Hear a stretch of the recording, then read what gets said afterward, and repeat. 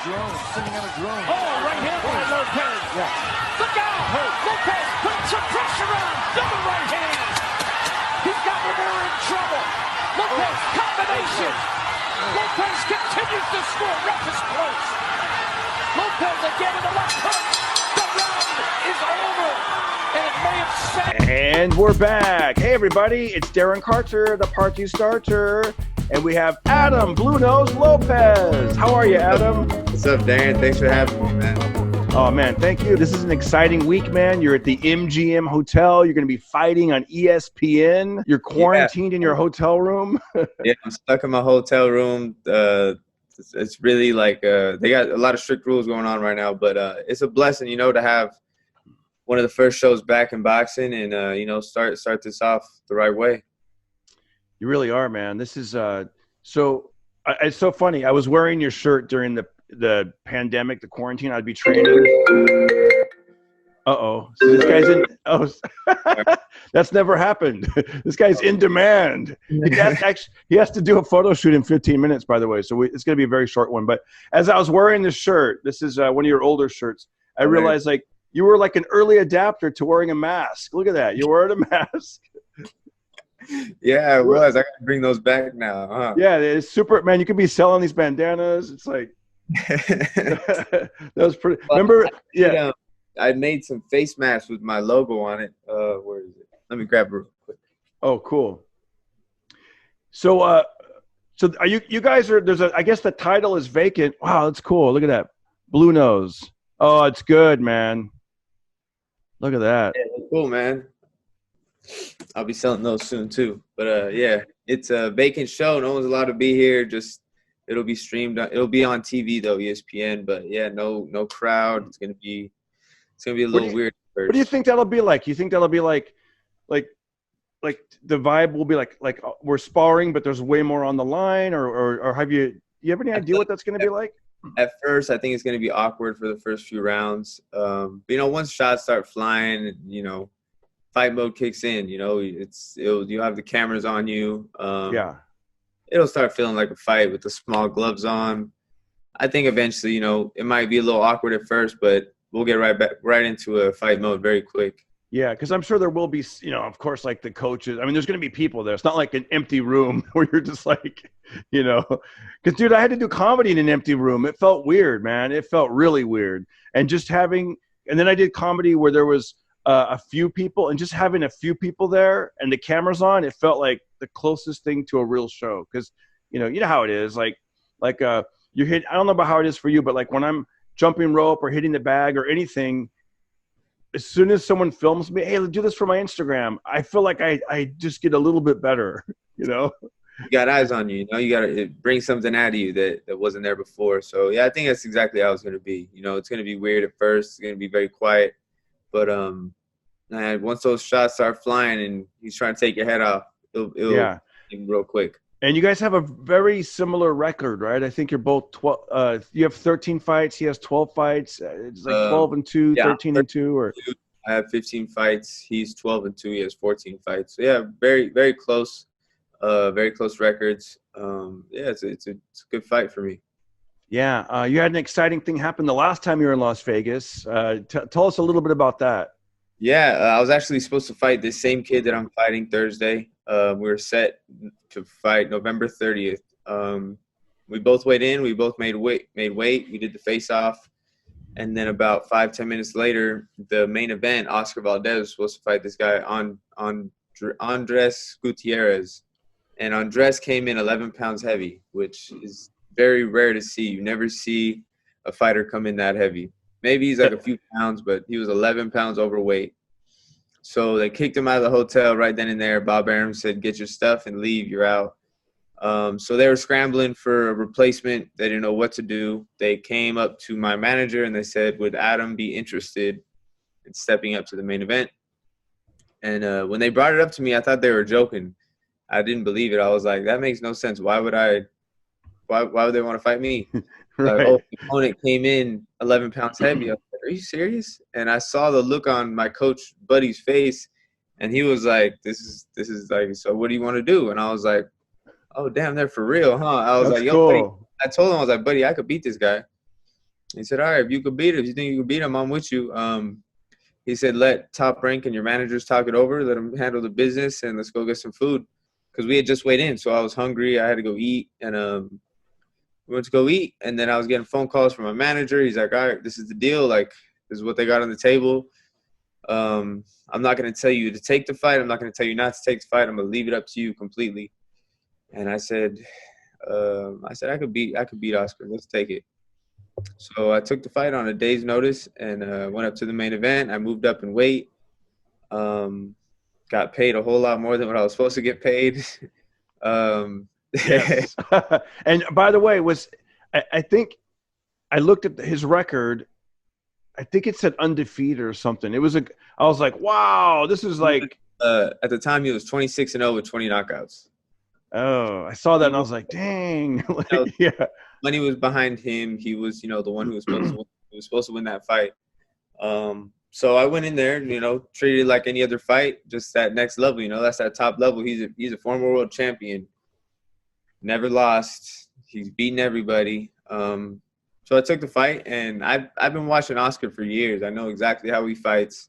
Tough, he looks for those big shots. But the one thing I noticed is he fights with a lot of emotion. He's not very clear-headed in there. So I knew my defense and, my movement was going to frustrate him. And he's going to lose his emotion. He's going to lose control of what he wanted to do. So that's what I did. And I ended up dropping him in the second round. From the second round to about the seventh round, I was boxing him. I was winning every single round, in my opinion. He caught me with a big shot. He dropped me. There was about a minute and a half, 2 minutes left in the seventh round, and he dropped me. I got up. I was back on my feet. I was basically just trying to survive, get my senses back, and I felt good. I was finally clear, and then he threw about 5 shots. I think 2 of them landed, and the ref just stopped it with 7 seconds left in that round, and there was a lot of booing going on. A lot of controversy. A lot of people think that they should have let me finish the round, give me a chance to, come back, because I wasn't taking damage throughout the fight. And I think I deserved an opportunity to, get back to my corner, regroup, get back to the fight. But this is boxing, and there's a lot of, politics going on, and they had to stop the fights the first chance they had, and that's what they did. That was I like that. What was the thing that Buddy said? We lost the battle, but we won the war, or something like that, or exactly. Yeah, because after that, I remember it was like in the LA Times. It was everywhere. They had that famous photo of him on his butt, I guess, for the first time, and you're like, yeah, like, yeah, they must have. Were they tripping out? Because I mean, if he's like this undefeated fighter, he's supposed to win that fight, and then his 11-pound opponent or whatever gets kicked out of the hotel. What was the look on their face when you actually knocked him down? They were freaking out. I remember his corner was like jumping up and down, like going crazy, like, what happened? And Oscar, he slowly got up and he looked to his corner. He said, calm down, and we'll be okay. And yeah, everyone was shocked. Everyone in the building, they were like, oh, dang, this kid dropped him. And usually it's the other way around, right? Like, they're like, you got this, kid. And the boxer's like, I got it. Okay. And he's calming them down, which is. It was crazy experience. I'm glad I took the fight. I know the cards were stacked against me, but I took the fight, and it worked out in my favor. I might have lost. I wonder what your opponent's thinking for this fight, because you guys were supposed to fight back then. When was that? Like October, November? November 30th, and then they set us up again to fight April 11th. But then the COVID hit, so then they had to cancel that fight. So this is the third time I'm trying to fight this kid. So hopefully everything, nothing else happens, and right. You get going on with the fight. I believe he comes in Tuesday, but so they're very tight with the rules here. As soon as you get in, you got to take the COVID test, and once you take the test, you got to stay in your room until you get the results, and it can take up to 10 hours. So I took my test yesterday, stayed in my room, and they said, all right, if they don't call you by the morning, you're good, you're clear, you don't have it. So they didn't call me. Boom, I went to go eat. I'm all good and clear, but I'm stuck we're on the 12th floor. We're stuck here until after the fight. Do you so are you able to, like, Do you even train in your room? Do you I mean, can you exercise and kind of, or they want you to stay in your room pretty much? So last night, since I had to stay in my room until I get the results, I worked out here. I turned the heater on. I jumped some rope. I did some shadow boxing. Just broke a sweat. But they have a gym use that we could use, but it's all scheduled. So one fighter goes in, he gets an hour, and then I think they take like 30 minutes to sanitize it, and then the next fighter can go in. So today, they have fights set up for tomorrow here, which Shakur Stevenson has a headline. Yes. They have weigh-ins today, so I think they're about to start in maybe an hour or two. I have to wait till after the weigh-ins, then I can go work out, and then Did you weigh in already or no? I weighed in right now after breakfast. I just ate. Oh. I checked my weight. It was like 135, so I'm pretty full right now. It's a little heavy for me, but I know I just ate and I just drank a lot of water. I know. Wait, I'm sorry. When's the official weigh-in? I weigh in Wednesday. And do you have to lose a couple pounds, or do you? Yeah. I from right now after breakfast, I'm 9 pounds heavy, which is not bad. Usually when you eat, I usually go up 2-3 pounds. So once I work out today, I'll probably get down to 130, and then I'll be 4 pounds away. So I'm not too stressed out about it. My weight has been pretty good throughout the whole camp, and I know I can get it off, no problem. That's cool.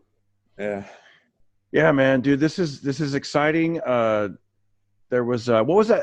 I saw like one of the fighters tested positive for COVID, right? But then, and so she must have felt great, but then they were like, "Oh, you're positive," so she'll come back. Her test, came back positive. They said she wasn't feeling sick or nothing. It's just protocol. They had to, take her out of this hotel, put her in a different hotel.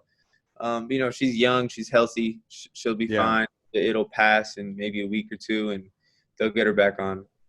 A couple things before we wrap up.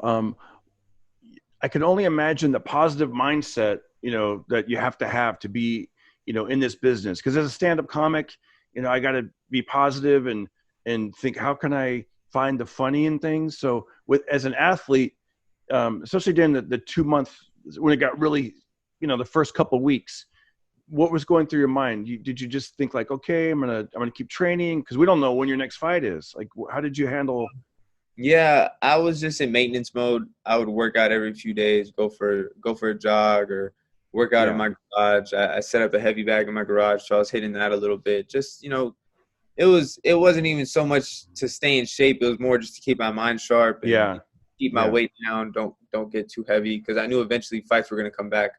And then I started hearing the word that, fights are coming back in June. So I was like, okay, I'm going to take May to get in decent shape, to where I had a feeling they were going to call me like, can Adam be ready in 4 weeks? And that's what happened. So I got in decent shape to where they're like, okay, how's Adam? How's his weight? Can he fight mid-June? And I told him, I'm good. I've been training. Let's get it going. Remember one time your coach was holding the pads, and as he was calling the shots, like, give me 1, 2, 1, 2, 3. I was trying to keep up secretly over there, like on the heavy bag. And I was like, man, it's so hard to keep up with the professional boxers such as yourself. And for people who don't know, Adam, and I think I told you this, you're like a tightly wound up spring that's just like bang, bang. It's like so fast, and it's hard. Like your punches are so much louder and stronger. And and I think I weigh like 200 pounds. I mean, so it's like, this is crazy. It's like, I would not want to be on the receiving end of that. The trick is with boxing, you don't want to put the muscle behind it, or, you don't want to be tight. You want to be nice and loose, and you want to snap your shot. And that's how you get the sound. That's how you get the power. And you don't get as tired. You know what I'm saying? If you put all your muscle into it and you're tense, you're using a lot of energy for one shot. If you're just letting them flow, boom, boom, boom, boom, boom, you look fast, you look strong, and you still have energy for the next one. So I know we got to wrap it up here. The last fighter I had on was Joey the Tank Davaco, and I asked him, I go, what's your favorite punch? And because I always want to know if someone has a favorite punch. And he said he'd never been asked that before. I don't know if he's just being nice or what, but they've asked me that a lot, actually. Yeah. He was like, I guess it'd be a left hook, And then I thought that'd be the wrong thing imagine you're in a fight and then the guy's like, that was my favorite punch. God, no. Here's my second favorite punch. Wait till my favorite comes out. Do you have a favorite punch? Or is that like something you guys hold close to you, or it doesn't matter? I think my favorite punch, I guess the punch I use the most would be the jab. You know, sets everything up. It's offense and defense. But I think the favorite, you know, the feeling where I get like, ooh, I like that one. I landed good was I'm sorry, I was laughing. Well, I'm sorry. Say it one more time. I was laughing over that. A body shot. I think my left hand to the body. When I get that one in and I feel it land, like, okay, that one felt good. You know, all the other shots, you know, I might connect good. I might hurt them, but when I land that left hand to the body, something I just feel it. Yeah, okay, that one landed. I like that. Oh man, be on the lookout, you guys. Adam BluNose Lopez, I would love for you to come back on, and I'm excited to see the fight. Thanks for coming on the Pocket Party podcast. Of course, thank you for having me. All right, man. I'll see you later. We're done with this interview. So the other day I was standing in the kitchen and my son was like, Dad, why did you write down that you weigh 190 pounds?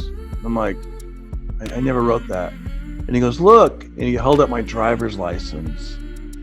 I was like, ew. My wife goes, yeah, you're not supposed to put down your goal weight. You're supposed to put your actual weight. And then she looks at it again and she goes, and did you put your goal height? And I was like, I might have made myself look taller and thinner on my driver's license. And then my son starts breaking out into a song by Roy Orbison. Remember that? He was like, lying to the DMV. Anyways, I want to thank you guys for watching my YouTube video. And if you get a chance, watch one of these and subscribe. All right. Have a great day.